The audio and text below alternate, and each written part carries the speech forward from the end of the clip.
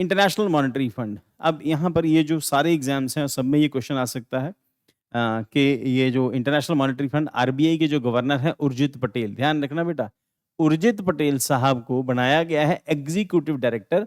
ये डायरेक्टर नहीं है, एग्जीक्यूटिव डायरेक्टर और डायरेक्टर में फर्क है, ठीक।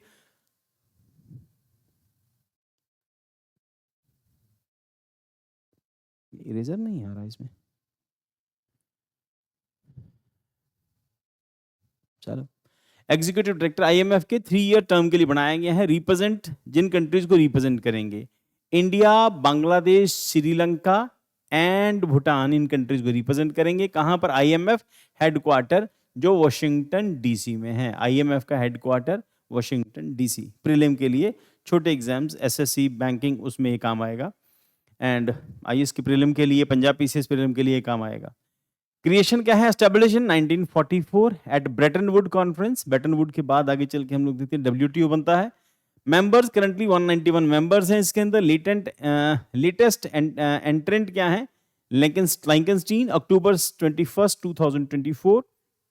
ये लाइकनस्टीन यूरोप के सेंटर में पड़ने वाली कंट्री, और ये डबल लैंड लॉक है। मतलब double land lock means a country which is surrounded by the land lock countries. तो लाइकनस्टीन रिसेंट मेंबर है इसका, which is surrounded by the land lock countries. So promote land lock countries मतलब वो country जिनका border समंदर से touch नहीं करता। नॉर्मली हम ये मानते हैं कि लैंड लॉक कंट्रीज तरक्की नहीं करती। यूरोप के अंदर स्विट्जरलैंड लैंड लॉक है, उसके साथ ही लाइकनस्टीन, ये लैंड लॉक कंट्री से घिरा हुआ लाइकनस्टीन है। और लाइकनस्टीन है या लग्जमबर्ग है, एक बार बेटा चेक कर लेना। इन दोनों में से मैं थोड़ा सा कंफ्यूज हो गया नाम लेते लेते। शायद लग्जमबर्ग ना हो, जो लैंडलॉक कंट्री से घिरा हुआ है, तो डबल लैंडलॉक कहते हैं उसको। शायद लाइकनस्टीन ही है शायद। मिशन क्या है? Promote global monetary cooperation develop करना है। Ensure financial stability, facilitate international trade, promote high employment and sustainable growth. अब सस्टेनेबल ग्रोथ इंडिया के अंदर, जिसको हम लोगों ने 2 चीजों में डिस्कस किया, इंडिया का E20 और इंडिया का जो प्रधानमंत्री मिशन, जिसको रीन्यूएबल एनर्जी मिशन इंडिया का, जिसके अकॉर्डिंगली हमारे यहाँ पे सोलर पैनल लगने थे, ठीक। उसके साथ साथ हम लोगों ने, आप लोगों ने जो वो डेवलपमेंट प्रोग्राम डिस्कस किया, सस्टेनेबल डेवलपमेंट गोल, SDGs, उसी के साथ इसको भी जोड़ लेना बेटा।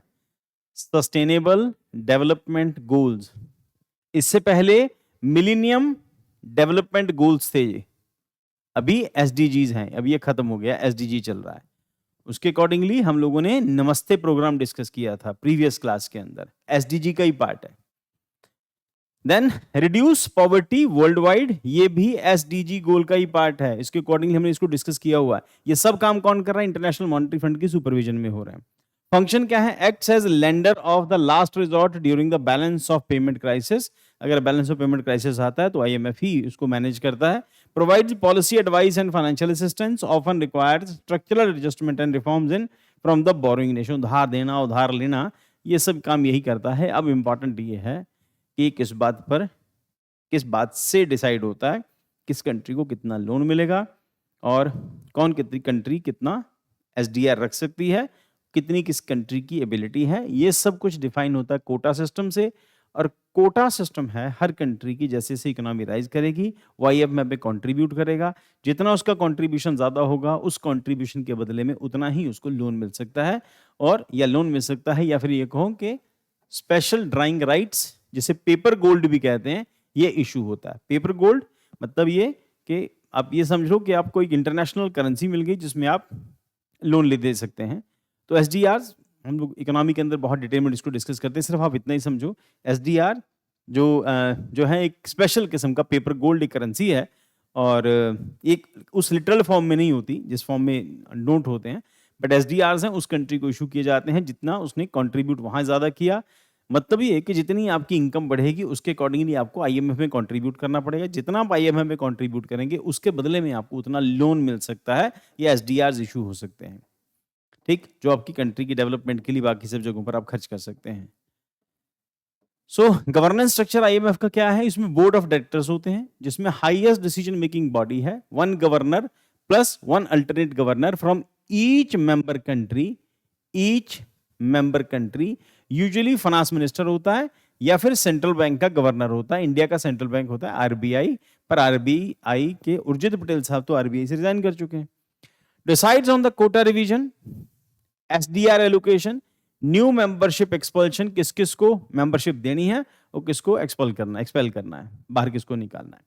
International Monetary and Financial Committee IMFC, advisory body of board of governors, 24 members होते हैं इसके अंदर, representing constituencies of the countries, review the international monetary and financial system. International Monetary and Financial Committee के मेंबर्स, एग्जीक्यूटिव बोर्ड के अंदर 24 directors आते हैं and elected और appointed, handle day to day operations हैं, work under the managing director currently Kristalina Georgieva, ये इसके managing director हैं, किसके, आईएमएफ के। और उर्जित पटेल क्या बने हैं, executive director. India and IMF, India is founding member, 1944 में इंडिया इसका फाउंडिंग मेंबर बना था and currently ranks 8th in the quota holding member of G24 and developing countries with IMF. India's executive director also represent neighboring South Asian countries को भी represent करता है। Practice question, the reference of International Monetary Fund IMF, consider the following statement. IMF was created at the Bretton Woods Conference 1944. ठीक, quotas in IMF determine both voting power and access to the financial assistance, ये भी ठीक है। अब इसका मतलब ये है कि जिस कंट्री की इकोनॉमी जितनी बड़ी होगी इतना उसकी वोटिंग वैल्यू वहां पे ज्यादा होगी आईएमएफ के अंदर। रिसेंट ईयर्स में चाइना की जो कंट्रीब्यूशन है आईएमएफ के अंदर वो इंक्रीज हुआ, जिसकी वजह से उसकी वोटिंग वैल्यू भी बढ़ी। कहते हैं कि आईएमएफ के अंदर अमेरिका की चलती है क्योंकि उसका हेड ऑफिस भी वाशिंगटन डीसी में है। अमेरिका की इस करके भी चलती है क्योंकि अमेरिका सबसे बड़ा कंट्रीब्यूटर है आईएमएफ के अंदर और उसी के बेसिस के ऊपर उसको लोन मिलते हैं, एसडीआर इशू होते हैं।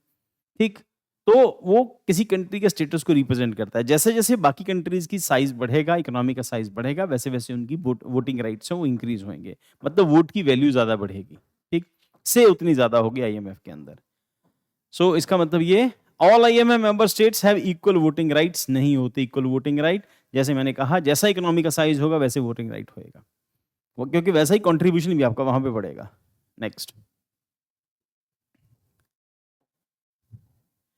मेंस प्रैक्टिस के लिए critically evaluate the role of IMF insuring global financial stability, how has India's engagement with IMF shaped the economic reforms. Tip आपको यहाँ पे दिए हुए हैं। Begin with IMF role in global monetary stability.